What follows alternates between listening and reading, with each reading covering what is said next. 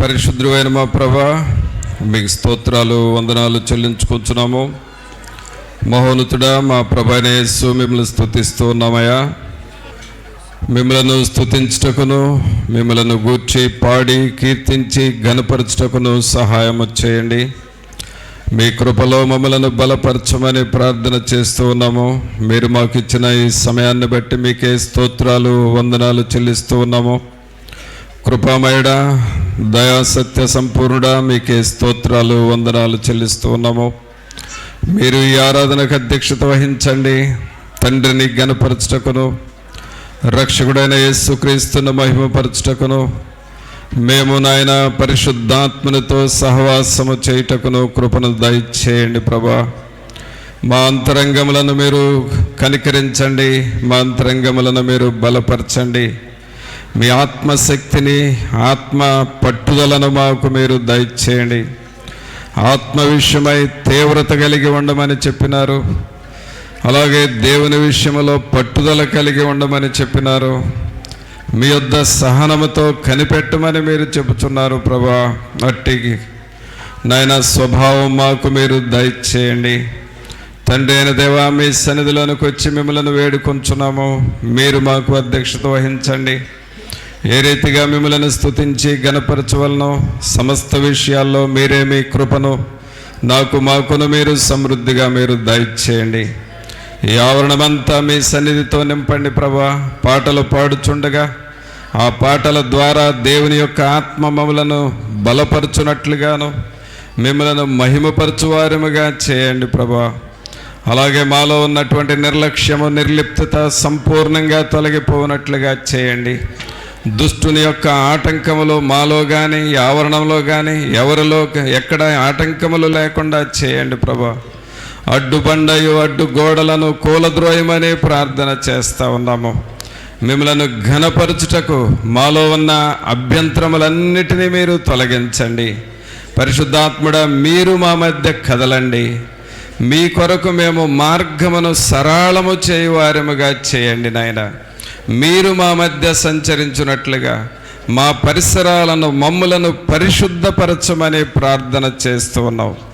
రాజులైన యాజక సమూహముగా మమ్మల్ని ఇక్కడ చేర్చి మహిమ, ఘనత, ప్రభావాలు మీరే ఆరోపించుకొనమని నజరేయుడైన యేసు నామమున అడిగి వేడుకొనుచున్నాము తండ్రి, ఆమేన్. పాటలు పాడుకుందామండి.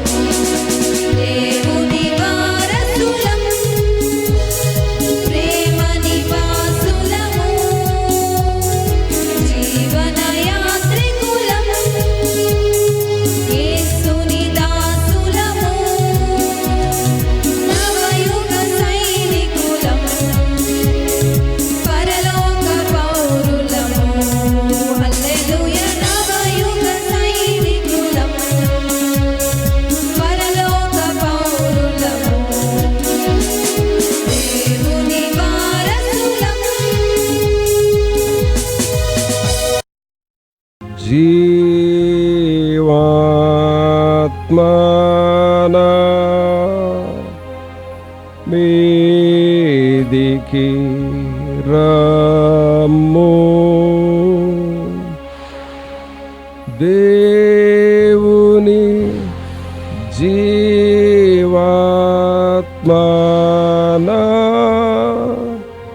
మీదికి రమ్ము. వీరాచు వాంచు మాలచు నింపు, దేవుని జీవాత్మనా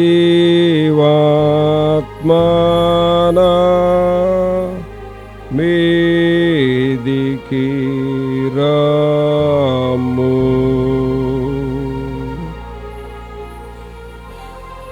పరిశుద్ధుడైన మా ప్రభువా, మీకు స్తుతులు, స్తోత్రాలు, వందనాలు చెల్లిస్తూ ఉన్నాము.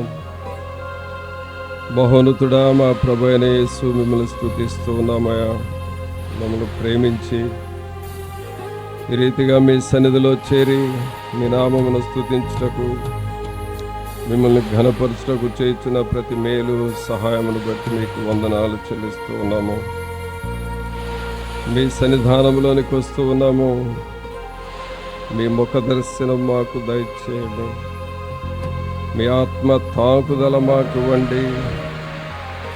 మీ నామమును కీర్తించి ఘనపరచు వారముగా చేయండి. మీ వాక్యము ద్వారా మాతో మాట్లాడండి ప్రభా. మీ సన్నిధిలో చేరిన మా అందరిపైన మీ ఆత్మ జల్లులు కుమ్మరించండి.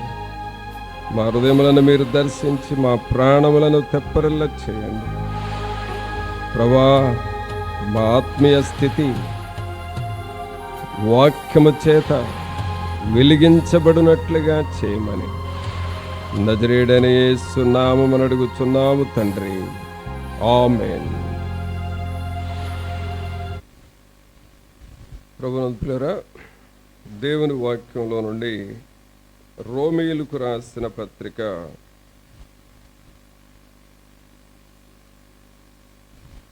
8వ అధ్యాయము, రోమీయులకు రాసిన పత్రిక 8వ అధ్యాయము మొదటి వచనం చదువుకుందాం.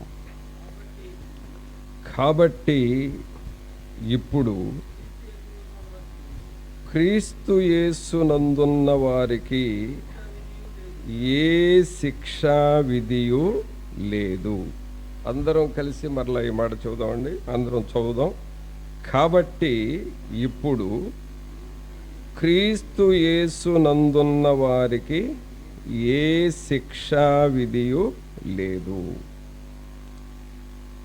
ఇక్కడ అపోస్తుడైన పౌలు గారు ఈ సంఘానికి, రోమా సంఘానికి, మీరు క్రీస్తు యేసులోనికి వచ్చారు కాబట్టి మీకు ఏ శిక్ష మీ మీద లేదు అని అంటున్నాడు. శిక్ష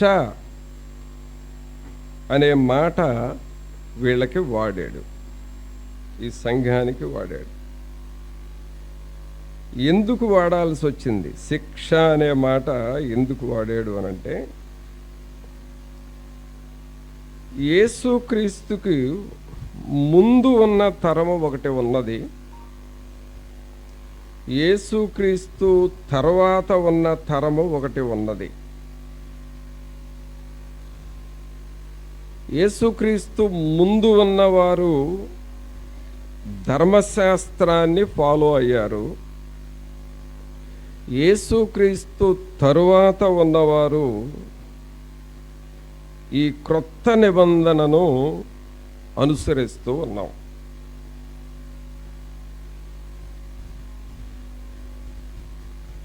క్రీస్తు ప్రభువుకి ముందు ఉన్న ప్రజలు, వాళ్లకు ఎప్పుడు కూడా వారు స్వభావం ఏమిటంటే పాపం చేస్తూ ఉంటారు. పాపం చేసే స్వభావం ప్రజలది. ఆ టైంలో దేవుడు ఏం చేసేవాడంటే, వారు ఎన్నిసార్లు పాపం చేస్తే అన్నిసార్లు వారికి శిక్ష వచ్చేది, పనిష్మెంట్ వచ్చేది.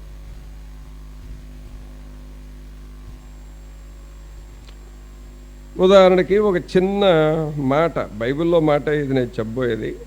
ఒక చిన్న మాట ఏమిటంటే, ఆదివారము పరిశుద్ధమైన దినము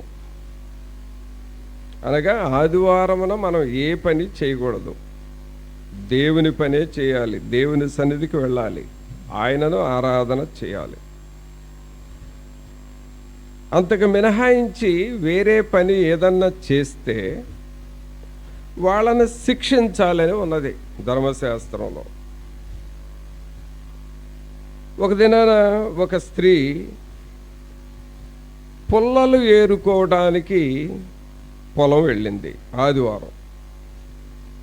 ఆ పుల్లలు ఏరటం చూసి ఆమెను పట్టుకొచ్చి ఆమెను రాళ్లతో కొట్టి చంపేశారు.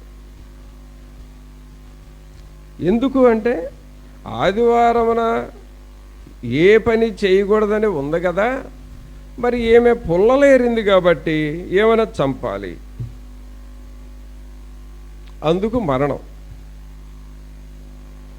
తర్వాత ప్రజలేమైనా దొంగతనం కానీ, అబద్ధాలు చెప్పినా కానీ, మోసకరమైన జీవితం జీవించినా కానీ, అలాంటిదంటూ ఏదన్నా చేస్తే ధర్మశాస్త్రంలో వాళ్ళకి ఏ శిక్ష వేయమని రాసి ఉంటే ఆ శిక్షే పడుతుంది.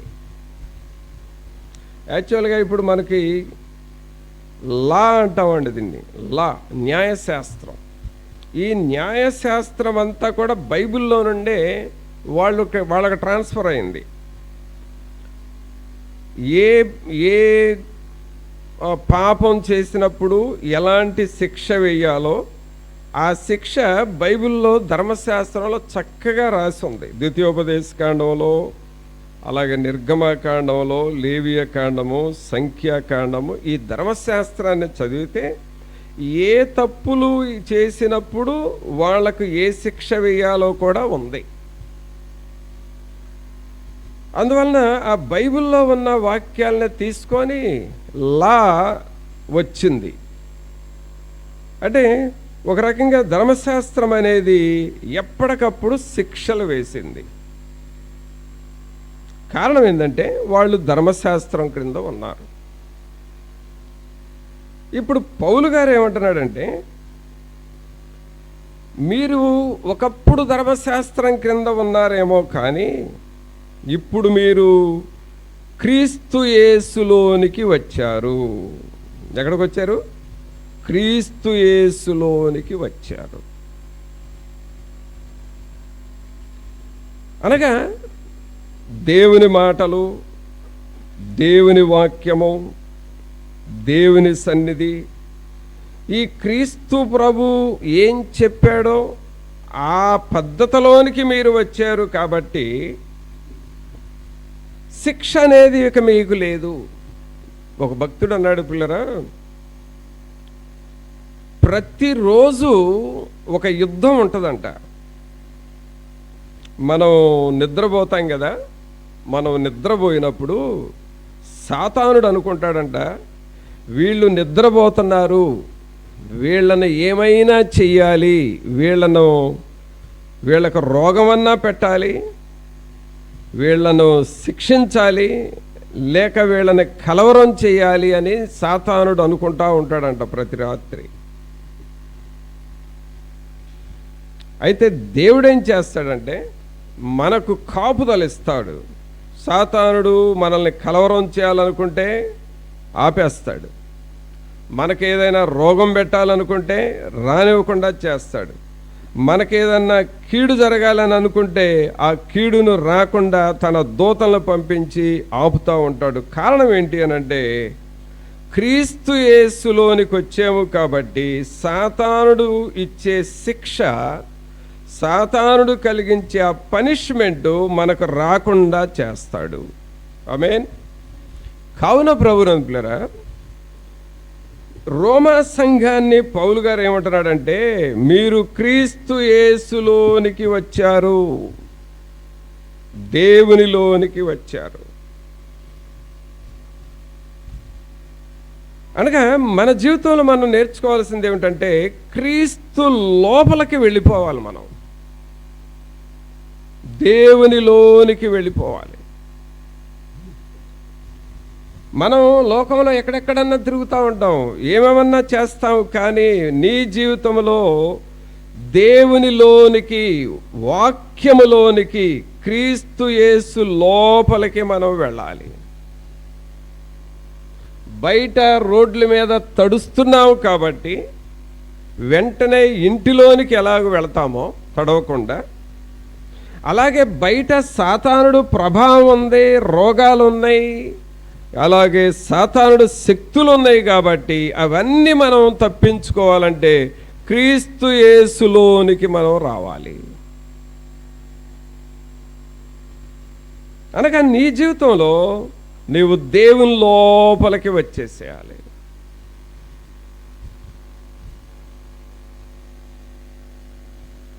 దేవుని లోపలికి వస్తే అక్కడ ఏముంది అనంటే, ఏ శిక్ష నీకు లేదు. ధర్మశాస్త్రం క్రింద ఉన్నప్పుడు మరణశిక్ష ఉన్నది, ధర్మశాస్త్రం క్రింద ఉన్నప్పుడు రకరకాల శిక్షలు ఉన్నాయి. అయితే యేసుక్రీస్తు ప్రభు వారు ఏం చేశాడంటే, ఆయన శిలువ మీదకు వెళ్ళి ఆ ధర్మశాస్త్రమును కొట్టివేసి ఆయన కృపను మనకిచ్చి, ఆ కృప ద్వారా రక్షణనిచ్చి శిక్ష ఆయన మీద వేసుకున్నాడు. అందుకనే యేసుక్రీస్తు ప్రభువారు సిలువలో పలికిన మొదటి మాట, తండ్రి వీరేమి చేయుచున్నారో వీరెరుగరు గనక వీరిని క్షమించుము అని అన్నాడు. అనగా క్షమాపణ ద్వారా శిక్షను మనకు రాకుండా చేశాడు. పాత నిబంధన కాలంలో ప్రకారం అయితే మనం చేస్తున్న పాపాలకి వాళ్ళు ఎలాగో మరణించారో మనం కూడా అలాగే మరణించాల్సింది. కానీ యేసుక్రీస్తులోనికి మనం వచ్చాము కాబట్టి ఆయన మనకు శిక్షా విధి లేకుండా చేశాడు. శిక్ష లేదు కాబట్టి కాపుదల ఉన్నది, శిక్ష లేదు కాబట్టి స్వస్థత ఉన్నది, శిక్ష లేదు కాబట్టి ఆశీర్వాదం ఇచ్చాడు, శిక్ష లేదు కాబట్టి జీవాన్ని మనకిచ్చాడు. అనగా జీవము, ఆశీర్వాదము, కాపుదల, స్వస్థత, ఆయన సహవాసము మనకి ఇస్తూ ఉన్నాడు. అందుకనే మనం ఎప్పుడు కూడా దేవునిలో ఉండటానికి మనం చూడాలి. ప్రతిరోజు దేవునిలో మనం జీవించాలి, ఆయన సన్నిధిలో మనం ఉండాలి. అనగా ప్రతి దినము ప్రభు సన్నిధిలో మోకరించి ఆయనలో మనం ఎప్పుడైతే ఉంటామో దేవునిలో ఉన్న జీవం మనకి వస్తుంది. అందుకనే ఇక్కడ మొదటి వచనంలో చదువుతూ ఉన్నాం, కాబట్టి ఇప్పుడు క్రీస్తు యేసునందున్న వారికి ఏ శిక్షా విధి లేదు. నీకు ఏ శిక్ష లేదు. అది రోగమా, దేవుడు క్యాన్సిల్ చేస్తాడు. అది శాపమా, దేవుడు సిలువలో దాన్ని తీసివేశాడు. అది ఏమైనా నష్టమా, ప్రభు దాన్ని, ఆ నష్టాన్ని నీకు లాభంగా మారుస్తాడు. సాతానుడు కలిగించేది ఏదైనా సరే దానిని తీసివేసి నీకు ఆశీర్వాదాన్ని ఇస్తాడు. కారణం ఏంటంటే నువ్వు ఎవరిలోనికి వచ్చామంటే మనం క్రీస్తు యేసులోనికి వచ్చాము. ప్రభునంతులారా, మన జీవితాల్లో నేను దేవునిలో ఉన్నాను అనే ఒక గ్రహింపుతో మనం ఉండాలి. అందుకనే దావీదు గారు 91వ కీర్తనలో ఒక మాట రాస్తున్నాడు చూడండి. 91వ కీర్తన మొదటి వచనం చూడండి. 91వ కీర్తన మొదటి వచనం, మహోన్నతుని చాటున నివసించువాడే సర్వశక్తుని నీడను విశ్రమించువాడు. అదండి, మహోన్నతుని చాటున నివసించువాడే సర్వశక్తుని నీడను విశ్రమించువాడు. దేవునిలో మనం జీవించాలి. దేవునిలో జీవించాలి అనగా మనలో ప్రతి ఒక్కరం ఈ ఎక్స్పీరియన్స్లోనికి రావాలి. ప్రభువులో మనం బ్రతకాలి. ప్రభువుకి అవుట్ సైడ్ ఉండకూడదండి. మనం దేవునికి బయట అవుట్ సైడ్ ఉండకూడదు. దేవునిలోనికి రావాలి. దేవుని సన్నిధిలో మనం బ్రతకాలి.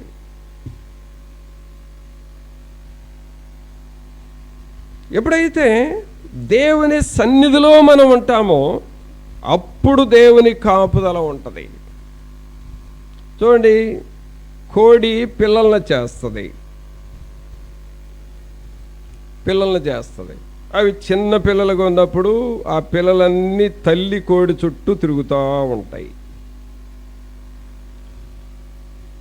ఆ తల్లి కోడికి దాదాపు ఒక 17-18 పిల్లలు ఉంటే ఒక పిల్లని పోగొట్టుకోవడం జరుగుతుంది. ఏదో ఒక టైంలో ఎంత జాగ్రత్తగా ఉన్న తల్లి ఒక పిల్లను గ్రద్ద తనుగుపోవటం జరుగుతుంది. ఎందుకు అలా జరిగింది అనంటే ఆ పిల్ల తల్లి రెక్కలను వదిలిపెట్టి బయట తిరిగింది కాబట్టి. తల్లి రెక్కల క్రింద ఉన్నవి గ్రద్ద ఏమీ చేయలేకపోయింది. ఎప్పుడైతే తల్లి రెక్కలు వదిలిపెట్టి దూరంగా బయట తిరుగుతూ ఉందో ఒక కోడి పిల్ల, గ్రద్ద దానిని చూసి ఆ పిల్లను తనుగుపోతూ ఉంది. పిల్లరా, ఆ గ్రద్ద అనేటటువంటిది సాతానుడు. సాతానుడు ఎప్పుడు కూడా రోజుకు 4 సార్లు వస్తాడంటండి. ప్రతి మనిషి దగ్గరికి రోజుకు 4 సార్లు వస్తాడంట. ఎప్పుడెప్పుడో చూడండి 91వ కీర్తనలో ఒకసారి చూడండి ఆ వాక్యాన్ని. 91వ కీర్తన. సాతానుడు రోజుకు 4 సార్లు వస్తాడంటండి ప్రతి మనిషి దగ్గరికి. 5వ వచనం చదవండి. రాత్రి వేళ, 2వది పగటి వేళ, 3వది చీకటిలో, 4వది మధ్యాహ్నం. ఎప్పుడెప్పుడు వస్తాడు సాతానుడు? 4 సార్లు. రాత్రి వేళ వస్తాడు, పగటి వేళ వస్తాడు, చీకట్లో వస్తాడు, మధ్యాహ్నం వస్తాడు. వాడు ఒక్కసారి వచ్చాడు అనంటే నీకొక రోగాన్ని పెట్టేస్తాడు. అక్కడ ఏమవుతుందో చూడండి. రాత్రి వేళ వస్తే ఏం తెస్తాడు? భయం తెస్తాడు. పగటి వేళ వస్తే ఎగురు బాణము అనగా నీకు ఏదో ఒకటి గుచ్చుకునేటట్టుగా చేస్తాడు. రాత్రులు చీకట్లో వస్తే తెగులు తెస్తాడు. మధ్యాహ్నమందు వస్తే రోగాన్ని తెస్తాడు. అంటే రాత్రి వేళ భయం తెస్తాడు, పగటి వేళ బాణాన్ని అంటే నిన్ను గుచ్చుకునేటట్లుగా చేస్తాడు, చీకటిలో తెగులు తెస్తాడు, మధ్యాహ్నమందు రోగాన్ని తెస్తాడు. అంటే సాతానుడు ఎప్పుడు వచ్చినా కూడా వీటిల్లో ఏదో ఒకటి తీసుకొచ్చి ఇంటిలో వదిలిపెట్టి వెళ్ళాలని చూస్తాడు. మరి వీటన్నిటికీ ఏ శిక్ష లేకుండా, ఏ అపాయం లేకుండా మనం క్షేమంగా ఉండాలంటే ఎవరిలో ఉండాలి? మనం క్రీస్తు యేసులో ఉండాలి. దేవునిలో మనం ఉండాలి. మనం పాడతాం కదా, యేసుతో నడిచేదా, యేసుతో గడిపేదా, యేసుతో నడిచేదా, యేసుతో గడిపేదా, పరమున చేరగనే వెళ్ళేదా, పరమున చేరగనే వెళ్ళేదా, హానుకు వలె సాగేదా, నే సాగేదా యేసునితో, నా జీవిత కాలమంతా నే సాగేదా యేసునితో, నా జీవిత కాలమంతా. కావున పిల్లరా, మన జీవిత కాలమంతా ప్రభువుతో సాగటము, క్రీస్తు యేసులో ఉండటము, దేవుని వాక్యమును ధ్యానం చేయటం, వాక్యానుసారముగా ప్రభువుతో జీవించడం అనేది ఎప్పుడైతే మనం నేర్చుకుంటామో నీకు ఏ శిక్షా విధి లేదు, ఏ రోగము నీ దగ్గరకు రాదు, ఏ భయము నీకు కలగదు, ఏ నష్టము నీకు వాటిల్లదు, ఏ అపాయము నీ చెంతకు రాదు. కారణము మనము దేవునిలో ఉన్నాము, క్రీస్తు యేసులో ఉన్నాము. అదే ఈ రోమా సంఘానికి పౌలు గారు రాస్తున్నాడు. ఓ రోమా సంఘస్థులారా, మీరిప్పుడు క్రీస్తు యేసులోనికి వచ్చారు, దేవునిలోనికి వచ్చారు. ప్రియులారా, మనం మోకరించి ప్రార్థన చేస్తున్నామంటే, యేసుక్రీస్తు ప్రభువును రక్షకుడిగా అంగీకరించి బాప్తిసం తీసుకున్నావంటే, దేవుని పని పట్ల నువ్వు శ్రద్ధ కలిగి దేవునికి నువ్వు భయపడుతున్నావంటే నువ్వు దేవునిలోనికి వచ్చావని అర్థం. దేవునిలోనికి వచ్చినప్పుడు ఇక నీకు సాతానుడు కలుగు చేసే శిక్ష ఏది రానివ్వడు. అందుకని నువ్వు దేవునితో ఎల్లప్పుడూ ఉండాలి, దేవునిలో మనం ఉండాలి. ఒక్కసారి క్రీస్తు యేసులోనికి వచ్చినప్పుడు మనకేం జరుగుతుందంటే, పౌలు గారు కొరింథీ సంఘానికి ఆ మాట రాస్తున్నాడు. క్రీస్తు యేసులోనికి వచ్చిన వాళ్ళకి ఏం జరుగుతుంది అని అంటున్నాడంటే, మొదటి కొరింథీలకు రాసిన పత్రిక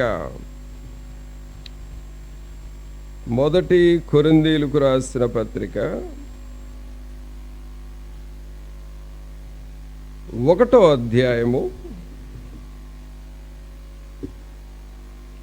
30వ వచనం చదవండి. 30, 31 వచనాలు.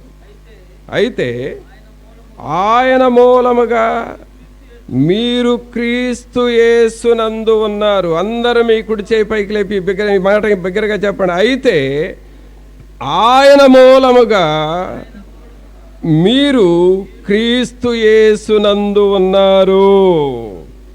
ఎవరి యందు ఉన్నామండి మనం? ఎవరి యందు ఉన్నాం చెప్పండి. ఇప్పుడు నీ గుండె మీద చేయి పెట్టుకొని నేను క్రీస్తు యేసులో ఉన్నాను అని చెప్పు. నేను క్రీస్తు యేసులో ఉన్నాను. ఎవరిలో ఉన్నాం మనం? క్రీస్తు యేసులో.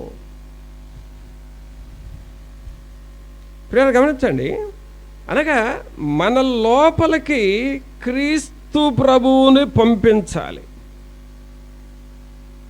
మన హృదయంలోనికి, మన మనస్సులోనికి, మన ఆలోచనలోనికి, మన చూపుల్లోనికి, మన మాటల్లోనికి, మన రక్తములోనికి, మన ఎముకల్లోనికి, మన కండరాల్లోనికి, మన సర్వ అవయవాల్లోనికి దేవుని మాటలను పంపిస్తూ చొప్పిస్తూ వాక్యముని లోపలికి పంపుతా ఉండాలి. అప్పుడేమవుతుందంటే ఈ శరీరము మహిమ శరీరంగా మారిపోతుంది. ఈ శరీరము పరిశుద్ధపరచబడుతుంది. ఈ శరీరములో పరిశుద్ధాత్మ అభిషేకం వస్తుంది. ఈ శరీరములో పునరుద్ధానపు ఆత్మ, పునరుద్ధానపు శక్తి వస్తుంది. నీలో రోగము సంపూర్ణంగా తొలగిపోతుంది. ఎందుకంటే క్రీస్తు యేసులోనికి నువ్వు వచ్చావు కాబట్టి. నీ మనస్సు వికసిస్తుంది. నీ మనస్సు దేవుని మనస్సుగా మారిపోతుంది. నీవు ఒక దేవదూతలాగా నువ్వు మారిపోతావు. అదండి, ఆయన మూలముగా మీరు క్రీస్తు యేసునందు ఉన్నారు.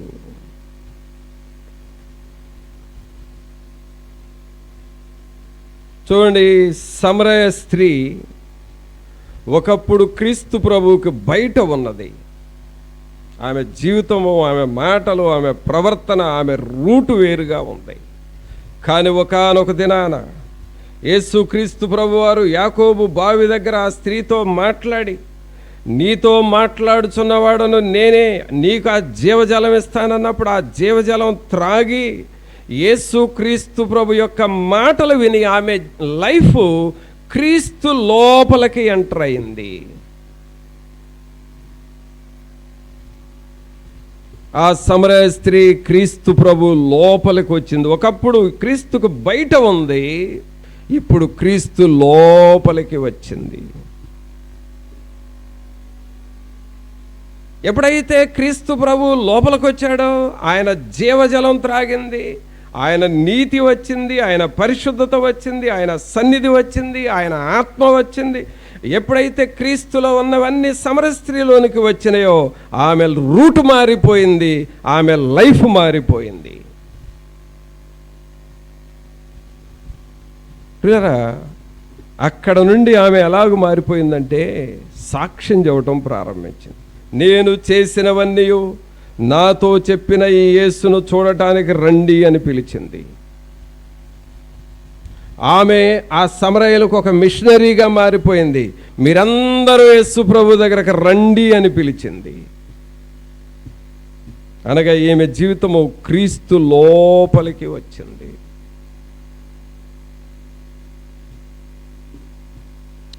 ఈ శిష్యులైన వారు కూడా పేతురు, యాకోబు, యోహోను, అలాగే మత్తయి, మార్కు, లోక, వీళ్ళందరూ, పౌలు గారు, వీళ్ళందరూ ఒకప్పుడు క్రీస్తుకు బయట బ్రతికారు. సౌలు క్రీస్తు ప్రభువుకు బయటగా బ్రతికినప్పుడు ఒక వీధి రౌడీగా పెరిగాడు.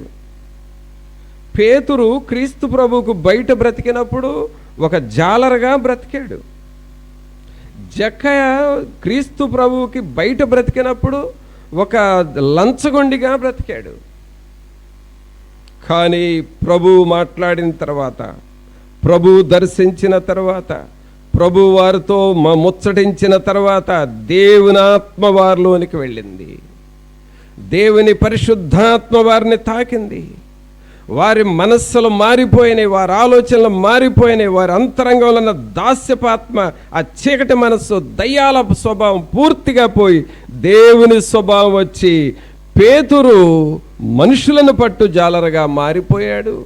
సౌలు పౌలుగా మారి దేవుని అగ్ని చేత రగిలించబడ్డాడు. జక్కయ్య క్రీస్తు ప్రభువును చేర్చుకున్న తర్వాత ఆ ఇల్లు ఒక నీతిమంతుని ఇల్లుగా మారిపోయింది. వీళ్ళందరూ ఎవరయ్యానంటే క్రీస్తు యేసు లోపలికి వచ్చారు. ప్రభునందు పిల్లరా, దేవునికి బయట ఉండి ఏం జరుగుతుందా కాలక్షేపం చేయకూడదు. మనం దేవునికి దూరంగా ఉండి ప్రభు ఎవరితో మాట్లాడాడు, ఎక్కడ ఏం జరుగుతుంది తెలుసుకోవటం వలన ఉపయోగం లేదు. ఆయన నీ లోపలికి రావాలి, పరిశుద్ధాత్ముడు నీ అంతరంగంలోనికి రావాలి, పరిశుద్ధాత్ముడు నీ గుండెల్లోనికి, నీ రక్తంలోనికి రావాలి. నీవు అబ్నార్మల్ పర్సన్, సూపర్ న్యాచురల్ పర్సన్గా మారిపోతావు. దేవుడు నీలోనికి వచ్చినప్పుడు నీ కండరాలు పునరుద్ధానపు శక్తి చేత నింపబడతాయి. నీ గుండె దేవుని కొరకు కొట్టుకునే గుండెగా మారిపోతుంది. నీ జీవితము పరలోక సంబంధమైన వాతావరణం నీ కుటుంబంలోనికి వస్తుంది. క్రీస్తులోనికి నువ్వు వస్తూ ఉన్నావా? దేవునిలోనికి వస్తున్నావా? అందుకని ఇక్కడ ఏం రాస్తున్నాడు? కొరింథీ సంఘానికి 1 కొరింథీ 1:30 మరలా చదవండి అందరూ. అయితే ఆయన మూలముగా మీరు క్రీస్తు యేసునందు ఉన్నారు. ఎవరి యందు ఉన్నామండి? క్రీస్తునందు ఉన్నాము. దేవునిలో మనం ఉన్నాము. అందుకని 31 ఏమంటున్నాడంటే, అతిశయించువాడు ప్రభునందే అతిశయింపవలను అని రాయబడినది నెరవేరునట్లు దేవుని మూలముగా ఆయన మనకు జ్ఞానమును, నీతియు, పరిశుద్ధతయు, విమోచనమునాయను. చూసారా? అంటే క్రీస్తు యేసులోనికి ఎప్పుడైతే నువ్వు వచ్చేసావో నీ స్పిరిచువల్ యాక్టివిటీస్ అన్నీ మారిపోతాయి. నీ స్పిరిచువల్ యాక్టివిటీస్ అన్నీ, దేవుని జ్ఞానం నీలోనికి వస్తుంది. ఎప్పుడు చూసినా దేవుని ఆలోచనలాగా నీ ఆలోచనలు మారిపోతాయి. You are no more thinking like worldly. లోకస్తుల్లాగా ఇక నువ్వు ఆలోచించు.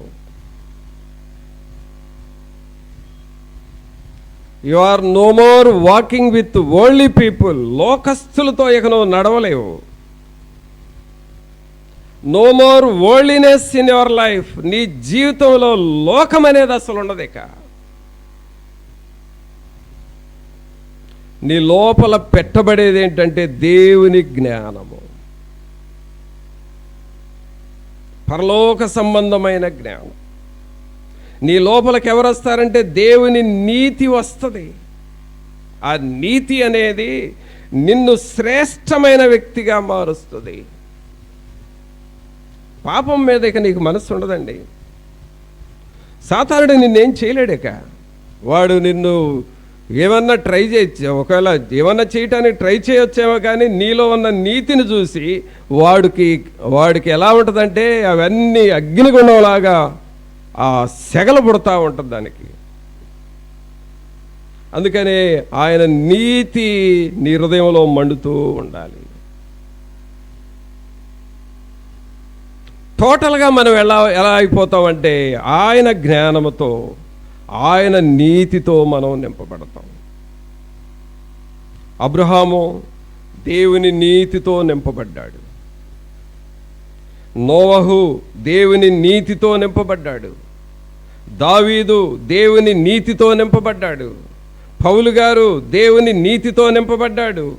ఈ కొరింథీ సంఘస్థులకు రాస్తా ఉన్నాడు, ఓ కొరింథీ సంఘస్థులారా, యేసు క్రీస్తులోనికి మీరు వచ్చారు అని అంటే ఆయన మీకు నీతిగా మారిపోతున్నాడు. భారతదేశంలో మనం బ్రతికినంత కాలము ప్రియులారా రూపాయి అనే నాణ్యాన్ని వాడాల్సిందే. మనం భారతదేశంలో మనం ఉన్నంత కాలము రూపాయే మన కాయిన్. అలాగే ఒక్కొక్క దేశంలో, వేరే వేరే దేశాల్లో అక్కడున్న ఆ కరెన్సీ వేరుగా ఉంటుంది. ఇండియాలో బ్రతికేవాళ్ళు రూపాయి అనేది కరెన్సీ మనకి.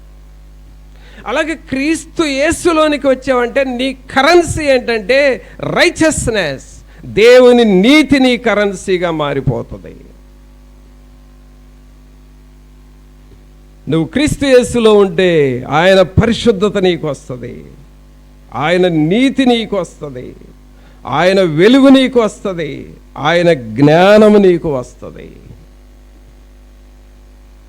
అందుకనే పౌలు గారు అంటున్నాడు, క్రీస్తు యేసులోనికి రండి. ఆమేన్. ఎవరిలోనికి రావాలండి మనందరం? ఒకసారి అందరూ చప్పట్లు కొట్టి అందరూ చెప్పండి, క్రీస్తు యేసులోనికి రండి అని చెప్పండి. మీ ప్రక్కన వాళ్ళకి సెకండ్ ఇచ్చి క్రీస్తు యేసులోనికి రావాలి అని చెప్పండి. ఎవరిలోనికి రావాలి మనందరము? క్రీస్తు యేసులోనికి రావాలి. ప్రియరా, క్రీస్తు యేసులోనికి వచ్చిన వాళ్ళకి ఏమొస్తుందంట?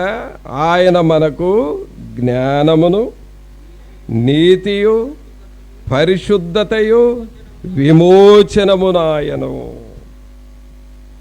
విమోచన అనగా డెలివరెన్స్, రిడెంప్షన్ అనగా మనలో ఏది అయితే సాతానుడు బంధకాలలో ఉన్నామో, ఏదైతే సాతానుడు నిన్ను కృంగదీస్తూ ఉన్నాడో, ఏదైతే సాతానుడు చేత నువ్వు బెదిరిపోతున్నావో ఆ బంధకాలు కూడా తెగిపోతాయి యేసు నామములో. మనకు పాట ఉంది కదా, అది ఏం పాట? అది సాతాను బంధాలలో. అందరూ పాడండి, చప్పట్లు కొడుతూ పాడండి. తాను బంధాలలో జీవ పడనీయక, చెరనీయక, పడనీయక, దరి చెరనీయక, నిరతంబు నన్ను నిల్పును తన కృపలో నిరతంబు నిన్ను నిల్పును. చూసారా, సాతాను బంధకాలలో, జీవపు డంబాలలో నిన్ను పడనీయక తన కృపలో నిన్ను నిలుపుతాడు. కారణం ఏంటంటే నీవు ఎవరిలోకి వచ్చావు? క్రీస్తు యేసులోనికి వచ్చావు. క్రీస్తు యేసులోనికి వచ్చావు. We have entered into the living Christ. ఆయన లోపలికి మనం వెళ్ళాలి. ప్రియరా, సాధు సుందర్ సింగ్ గారు ఇలాగూ క్రీస్తు లోపలికి వెళ్ళిపోయాడు. ఇంకంతే, ఆయనకి బయట ఏమీ కనబడలా. ఈ మాటలు రాస్తున్న పౌలు గారు కూడా క్రీస్తు ప్రభు లోపలికి వెళ్ళిపోయాడు. అంతే, ఇక లోకము, లోకాశలు, లోక ప్రభావాలు ఏది ఆయనలోనికి రాలేదు.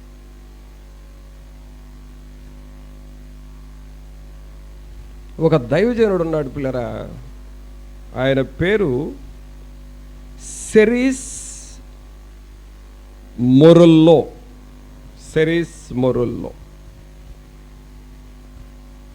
ఆయన ప్రపంచ ప్రఖ్యాతిగాంచిన దైవజనుడు. ఆయన ఎక్కడ మీటింగ్స్ పెట్టినా లక్షల్లో ప్రజలు వస్తారు. ఆయన మీటింగ్స్లో జరిగేది ఏంటంటే, గుడ్డివారు కన్నులు తెరవబడతాయి, మోగవారు మాట్లాడతారు, చెవిటివారి ఆ చెవుడు పోతుంది, అవిటివారు మంచిగా నడుస్తారు. ఇలా వండర్స్ జరుగుతూ ఉంటాయి ఆయన మీటింగ్లో. మోరిస్ సెరిల్లో అనే దైవజనుడు. ఆయన మన దేశం కూడా ఒకసారి వచ్చినట్టున్నాడు. ఢిల్లీ వచ్చాడు ఒక్కసారి. అయితే ఈయనంత గొప్పవాడుగా ఉంటున్నాడు, ఈయన పరిస్థితి ఏంటో మేము చూస్తామని చెప్పి ఆయన మీటింగ్కి 300 మంది మాంత్రికులు వచ్చారంట. అందరూ కలిసి మాట్లాడుకొని ఎలాగైనా ఈయన మీటింగ్ని డిస్టర్బ్ చేయాలి, మనం మనకున్న శక్తుల్ని ఈయన మీదకి పంపిద్దాం, ఈయన మీటింగ్ ఎలా చేస్తాడో అని చెప్పి 300 మంది అక్కడక్కడ ఉన్న వాళ్ళందరూ ఒక టీమ్గా మాట్లాడుకొని 300 మంది కలిసి వారి మాంత్రిక విద్యలు ఆయన మీద ప్రయోగించడానికి ఈయన ఎక్కడైతే గ్రౌండ్లో మీటింగ్ పెడుతున్నాడో ఆ మీటింగ్లోనే 300 మంది వచ్చి కూర్చున్నారు.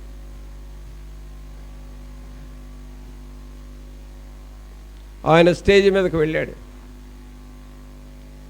దేవుని వాక్యం చెబుతా ఉన్నాడు, ప్రార్థన చేస్తున్నాడు.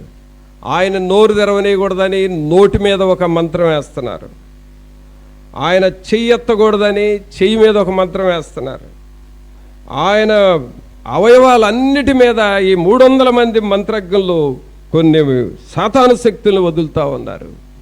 ఇవన్నీ ఆ స్టేజ్ దాకా వెళ్ళి ఆ దేవదూతలను చూసి భయపడిపోయి, ఆయన చుట్టూ గొప్ప వెలుగు ఉన్నది, మేమేమీ చేయలేమని చెప్పి మరలా వీళ్ళ దగ్గరకు వచ్చేసి వీళ్ళనే ఒత్తిడి చేస్తూ ఉన్నాయి.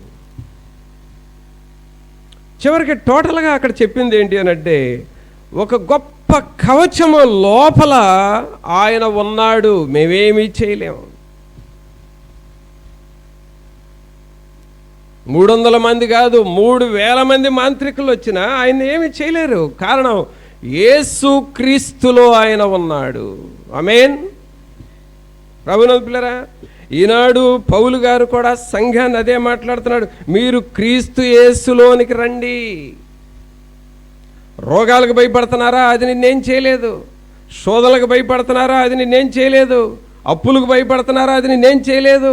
ఏదో నీ శరీరంలో రోగం ఉందని ఎన్ని టెస్టులు చేసుకున్నా కూడా ఇది నాకు సక్సెస్ అవ్వట్లేదు అనుకుంటున్నావేమో, అది కూడా నిన్నేం చేయలేదు. నువ్వు క్రీస్తులోనికి రా, క్రీస్తు ప్రభు నీకు సర్వ శరీరానికి ఆరోగ్యాన్ని ఇస్తాడు. ఆయన నీకు జ్ఞానమై ఉన్నాడు, ఆయన నీకు నీతి అయి ఉన్నాడు, ఆయన నీకు పరిశుద్ధత అయి ఉన్నాడు, ఆయన నీకు విమోచన అయి ఉన్నాడు.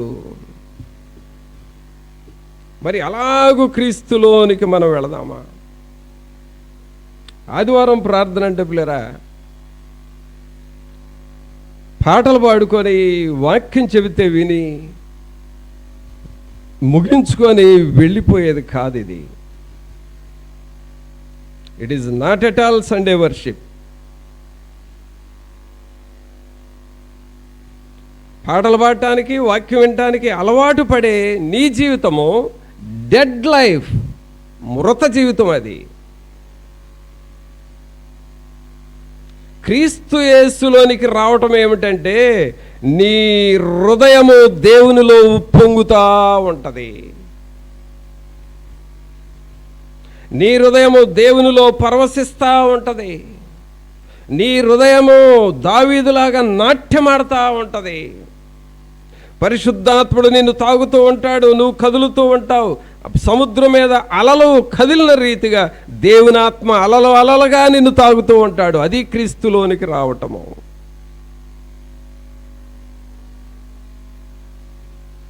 ఈ అనుభవంలోనికి మీరు రండి అని పరిశుద్ధాత్ముడు చెబుతూ ఉన్నాడు. మరి ఈ అనుభవంలోనికి మనం వస్తూ ఉన్నామా? ఇంకా చూడండి, క్రీస్తు యేసులోనికి రావటం అంటే ఏంటో చూద్దాం. 2 కొరింథీయులకు రాసిన పత్రిక 2 కొరింథీయులకు రాసిన పత్రిక 4వ అధ్యాయము 2 కొరింథీ 4వ అధ్యాయము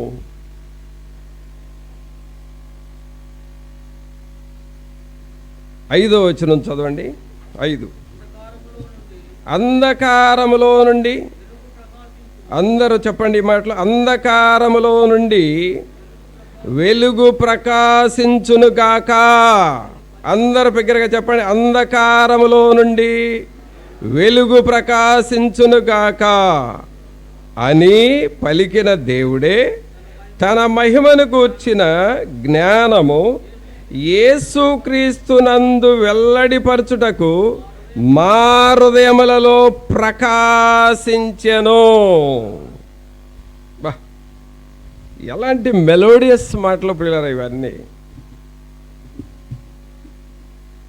ఇక్కడ విషయం ఏంటంటే దేవుని వెలుగు మన హృదయములో ప్రకాశిస్తూ ఉంటుంది.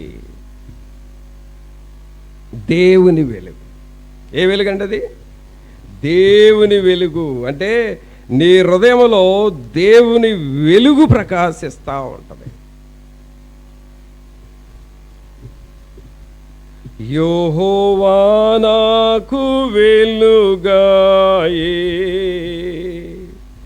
యెహోవా నాకు రక్షణయే, నా ప్రాణ దుర్గమయే, నేను ఎవరికి ఎన్నడూ భయపడను, నేను ఎవరికి ఎన్నడూ భయపడను, యెహోవా నాకు వెలుగాయే, యెహోవా నాకు రక్షణయే.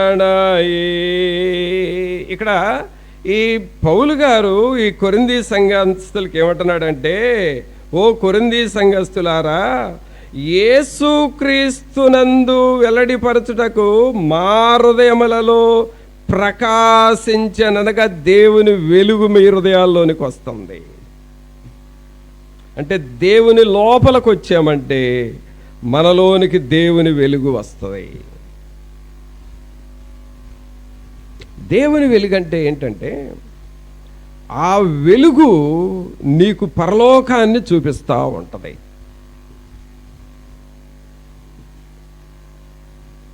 దేవుని వెలుగు నీకు దేవదూతలను చూపిస్తూ ఉంటుంది. దేవుని వెలుగు ఆత్మలను రక్షించాలి, వారిని దేవుని యొద్దకు నడిపించాలి అనే మనస్సు నీకు ఇస్తుంది.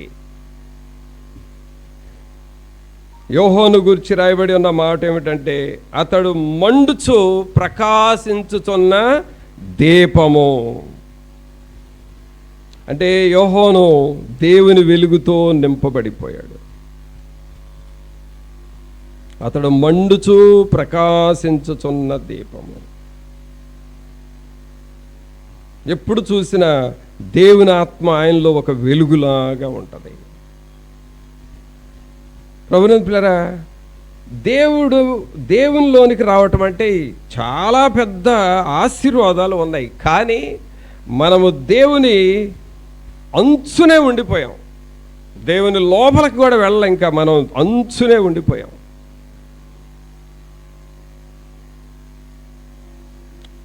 దేవునిలోనికి వచ్చినప్పుడు ఆయన వెలుగు, పరలోకం మనకు కనబడుతుంది, దేవదూతలు మనకు కనబడతారు, అలాగే దేవుని వాక్యం మనకు కనబడతా ఉంటుంది.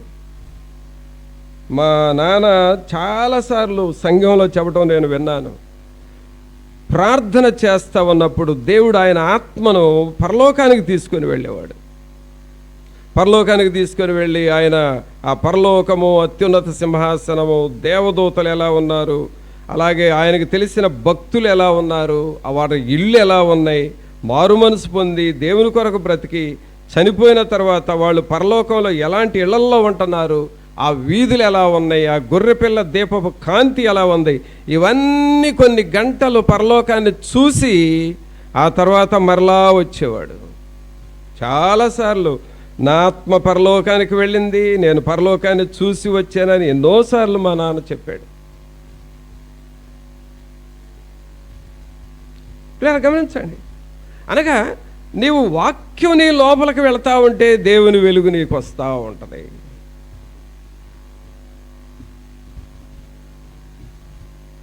దేవుని వెలుగు నీలో ఉంది అనే దానికి గుర్తు ప్రభువులో ఆనందిస్తావు. దేవదూతల కలలు నీకు వస్తాయి. అలాగే దేవుని గురించిన ఆశలు నీకు వస్తాయి. పరలోకాన్ని గురించిన ఆశలు నీకు వస్తాయి. దేవుని కొరకు ప్రయాసపడాలనే మనస్సు నీకు వస్తుంది. దేవుని వెలుగు నీలోనికి వచ్చిందనే దానికి గుర్తు ఏమిటంటే నీ ఆత్మను గురించి నువ్వు ఆలోచించుకుంటావు. అసలు నా ఆత్మ ఏమిటి, నా కండిషన్ ఏంటి, ఇంతకాలం నుండి ప్రార్థనకు వస్తున్నానే నేనేంటి, అసలు నేను మారుమనసు పొందానా, బాప్తిసం తీసుకున్నానా, నేను దేవునిలో ఉన్నానా లేదా, ఒకవేళ నా జీవితం సడన్గా చనిపోతే పరలోకానికి వెళ్ళటానికి నేను సిద్ధంగా ఉన్నానా లేదా, నిన్ను నువ్వు చెక్ చేసుకుంటా ఉంటావు. అది దేవుని వెలుగు నీలోనికి వచ్చింది అనే దానికి గుర్తు. దేవుని వెలుగు నీలోనికి వచ్చిన దానికి గుర్తు ఏమిటంటే ఒంటరిగా దేవునితో గడపాలి అని అనిపిస్తుంది. ఆ ఇంట్రెస్ట్ నీకు వస్తుంది. లోన్లీ ప్రేయర్, బైబిల్ తీసుకొని, పాటల పుస్తకం తీసుకొని లోన్లీగా వెళ్ళి ఒక పగలంతా దేవునితో గడుపుదామనే మనసు వస్తుంది. నేను స్టూడెంట్ గుండా రోజుల్లో అక్కడ అమరావతి హాస్టల్లో ఉండేవాడిని. సండే ప్రేయర్కి వెళ్ళేవాడిని. వచ్చిన దగ్గర నుండి మిగిలిన యూత్ యవనస్తులందరూ రూమ్స్లో పిచ్చాపాటి కబుర్లు చెప్పుకుంటా ఉంటే నేను ఒక పాటల పుస్తకం, బైబిల్ తీసుకునేవాడిని. ఆ రోజు సండే చెప్పిన మెసేజ్ రాసుకున్న నోట్స్ తీసుకునేవాడిని. గ్రౌండ్కి వెళ్ళేవాడిని. బైబిల్ చదవటం, పాటలు పాడటం, ఆ రోజు చెప్పిన మెసేజ్ చదవటం, ఆ మెసేజ్ని ధ్యానం చేసుకోవటం, మరలా పాటలు పాడటం, బైబిల్ చదవటం, ప్రార్థన చేయటం. మధ్యాహ్నం నుండి ప్రొద్దుగురుకే వరకు ఇదే పనిలో ఉండేవాడిని. ప్రతి ఆదివారం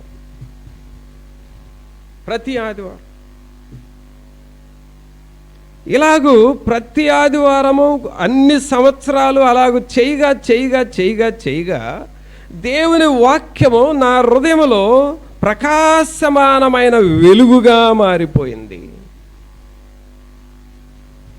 అందువల్లనే స్టూడెంట్గా ఉన్నప్పుడే నేను చిన్న యూత్ మీటింగులు, నేను అప్పుడు చదివేది పెద్ద ఇదేం కాదు, ఇంటర్మీడియటే. ఆ ఇంటర్మీడియట్ స్టేజ్లోనే నేను వాళ్ళకి వాక్యం చెబుతా ఉంటే 70 మంది 80 మంది వచ్చి వాక్యం వినేవాళ్ళు. Students, only students. వాళ్ళలో దాదాపుగా అందరూ మారు మనసు పొందారు. వాళ్ళలో చాలామంది ఇప్పుడు సేవకులై ఈ ఇండియాలోనే డిఫరెంట్ స్టేట్స్లో దేవుని సేవ చేస్తున్నారు. వాళ్ళు కారణం ఏంటి? వాక్యము చదివి చదివి చదివి ఆ వాక్యము హృదయంలో వెలుగుగా మారిపోయింది. ప్రభునందులారా, క్రీస్తు యేసులోనికి ఎలాగ వస్తావా నువ్వు? అలాగొస్తావా? నా జీవితాన్ని నీకు ఇస్తున్నాను. మనకు పాట ఉంది కదా, ఇదిగో దేవా నా జీవితం ఆపాదమస్తకం నీకంకితం. ఇదిగో దేవా నా జీవితం ఆపాదమస్తకం నీకంకితం. శరణం నీ దివ్య శరణం, శరణం నీ దివ్య శరణం, శరణం నీ దివ్య శరణం, శరణం నీ దివ్య శరణం. ఇదిగో దేవా నా జీవితం ఆపాదమస్తకం నీకంకితం. ప్రభునంతులారా, అందువల్లనే అపొస్తలుడైన పౌలు గారు అంటున్నాడు, క్రీస్తు యేసులోనికి రండి. దేవునికి మీరు బయట ఉండొద్దు. మీరు బయట ఉంటే మీకు శిక్ష వస్తుంది. క్రీస్తు యేసులోనికి మీరు వస్తే ఏ శిక్ష ఉండదు, ఏ శిక్ష మీకు రాదు.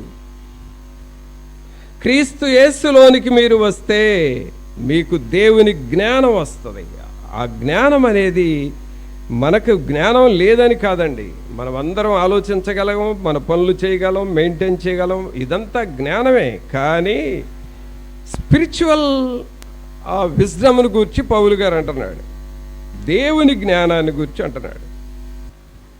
అక్కడే ఇంకొక మాట కూడా రాస్తాడు చూడండి, రోమీలకు రాసిన పత్రికలోనే 8వ అధ్యాయంలో క్రీస్తు యేసులోనికి వచ్చిన వాళ్ళు ఎలాగ మారుతారు అని అంటాడంటే 5వ వచనం చదవండి. 5వ వచనం, శరీరానుసారులు శరీర విషయముల మీద మనసునంతురు, ఆత్మానుసారులు ఆత్మ విషయముల మీద మనసునంతురు.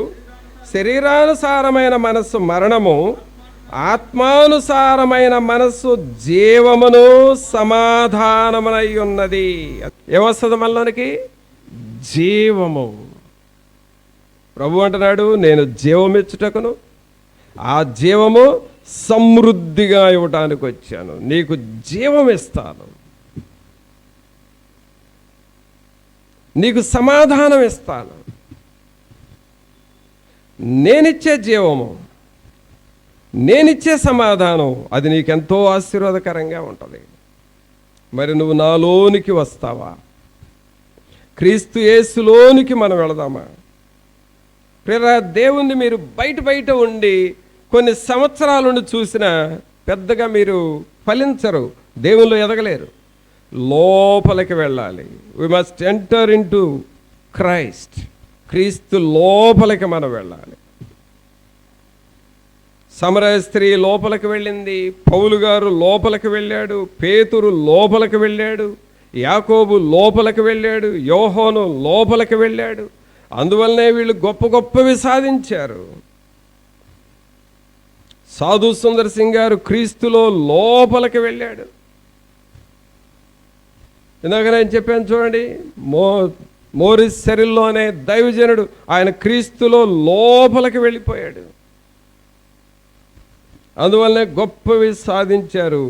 అలాగూ క్రీస్తు యేసునందులోనికి వెళదామా మనం? క్రీస్తును నువ్వు అలాగ అనుభవిస్తావా? క్రీస్తులో ఉన్న జీవము, క్రీస్తులో ఉన్న సమాధానము నువ్వు అనుభవిస్తావా? ప్రభా, అట్టి ఆ స్టాండర్డ్ నాకు ఇవ్వు. క్రీస్తులో నీ లోపలికి వచ్చి నిన్ను అనుభవించే ఆ స్టాండర్డ్ నాకు ఇవ్వు అని ప్రభువుని అడుగుతావా? ప్రార్థన చేసుకుందాం. ఒక్క నిమిషం అందరము ప్రభు దగ్గర మోకరించి ప్రభు సన్నిధిలో, ప్రభా క్రీస్తులో ఉన్న జీవాన్ని నేను పట్టుకోవాలి కదా, క్రీస్తులో ఉన్న సమాధానము నేను పట్టుకోవాలి కదా. క్రీస్తులోనికి వచ్చినప్పుడు ఆ వెలుగు, ప్రకాశమానమైన వెలుగు హృదయంలోనికి వస్తుంది కదా. క్రీస్తులోనికి వచ్చినప్పుడు ఏ శిక్షా విధి లేదు కదా. క్రీస్తు లోపలికి వచ్చినప్పుడు నీతి, సమాధానము, విమోచన, పరిశుద్ధత వస్తుంది కదా. ఓ దేవా, క్రీస్తు లోపలికి మేము రావాలయ్యా. మిమ్మల్ని ఏదో బయట 2 పాటలు పాడి 2 మాటలు విని చాలే అనుకునే భక్తి కాదయ్యా మాది. లోతుగా నడిపించండి, క్రీస్తు యేసులో లోతుగా మమ్మల్ని నడిపించండి ప్రభు అని అడుగుదాము. పరిశుద్ధుడు అయిన మా ప్రభు, మీకు స్తుతులు, స్తోత్రాలు, వందనాలు చెల్లిస్తూ ఉన్నాము.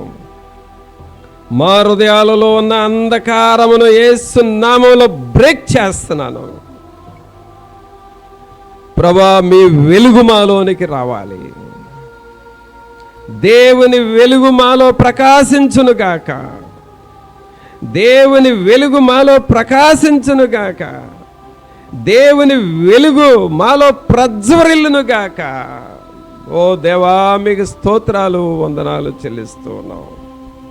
ఈ ప్రియులను మీరు దర్శించండి, వీరి కుటుంబాలలో మీ వెలుగు ప్రకాశించాలి.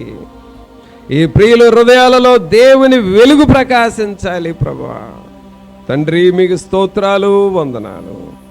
క్రీస్తు యేసులోనికి మేము వచ్చి, క్రీస్తు యేసులో ఉన్నటువంటి ఆ జీవము, ఆ సమాధానం మేము పొందుకొని వారముగా చేయండి. ప్రతి ఒక్కరిని మీరు దర్శించి మీ కృపలో బలపరిచి ఈ మాటలు మా హృదయాలకు ఆశీర్వాదకరంగా చేయమని నజరేయుడైన యేసు నామమున అడిగి వేడుకొనుచున్నాము తండ్రి.